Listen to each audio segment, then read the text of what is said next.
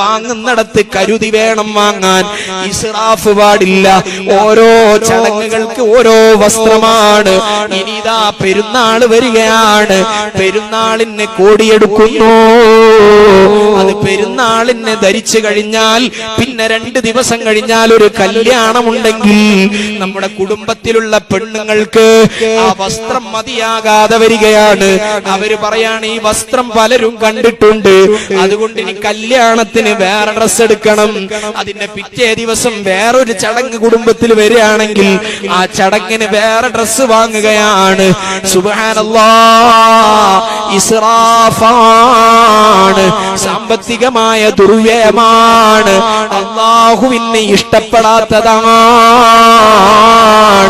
ഇബ്ലീസിന്റെ കൂട്ടാളികളാണ്.